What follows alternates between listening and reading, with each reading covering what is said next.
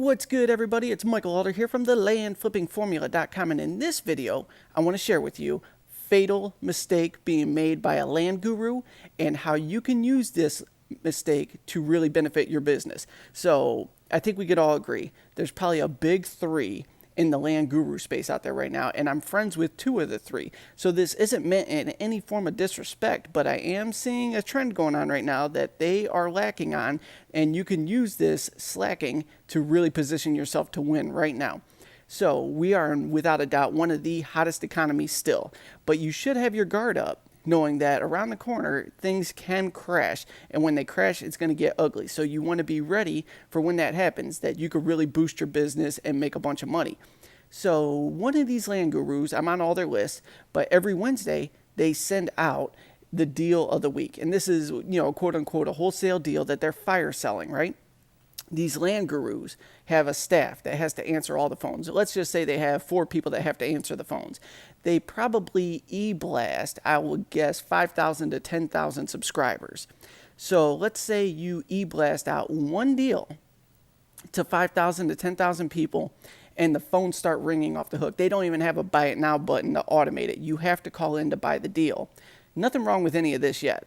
So you call in to buy the deal, their staff is answering the phone, and somebody already beat you to the deal. That's not a problem. That's great. They made the sale. But if you just send an email blast to 5,000 to 10,000 people, at least 200 to 500 are going to call in on that deal. The phones are ringing off the hook. You have to manage a staff to answer all these calls, and you have to pay them. Here's what happened that kind of blew my mind. I called in. They had a good deal. Not super over the top good, but I knew I could make money on it. So I get the e-blast. Literally 5 minutes later from the time the email was sent, I call in. One of the staff members answers the phone, says, "Oh, hey, I'm sorry, you actually missed that deal. We sold it to somebody else. Better luck next week." Now I'm like, hold up. So that's fine that I missed the deal, and that's great that they sold it right away. But I just called in, ready to give you my credit card number, and you are just going to hang up on me? That is such a bad move in business. So let's think about this. They e-blasted out a $400 deal that they probably paid $100 to $150 for.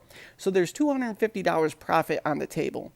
And yet, out of that $250, they have to pay a staff of, let's say, 4 people for the next 2 hours to answer calls and turn business away. So that $250 over the span of the next few hours, turning away calls, turning away money, turns into, let's call it, we'll just call it $100 profit after that. So you say, okay, they're still in the green. They got $100.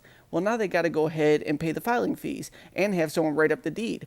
Filing's $25. Having someone to write up the deed and get it ready, call that $25.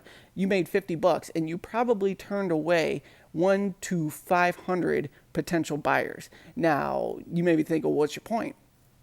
You just turned away countless people that have a credit card in hand ready to purchase this property or really any other wholesale deal you had available right then and there. So what they should have done, in my opinion, and let's be real, we're all in business to make money. So they should have had the email blast ready to go. Boom, it goes out. And because they didn't just have a simple buy it now button automating everything, they were actually paying a staff to funnel all these calls. They should have had a list of another 20 properties on hand that they could have pitched to whoever called in.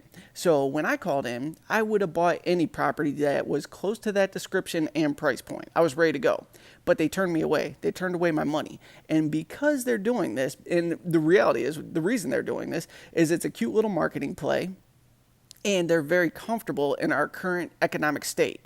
So they don't necessarily need the money right now because money's easy. But you should be selling like crazy and really dominating the game. And this is why they should have had a list of properties on hand to say, you know what, I'm sorry someone beat you to that, but I have this one that's really comparable, blah, blah, blah, blah, blah. Would you be interested in that? I'd have said yeah and taken it, and I'm sure countless others would have done the same. So, having said all that, when I said in the beginning, how does this apply to you?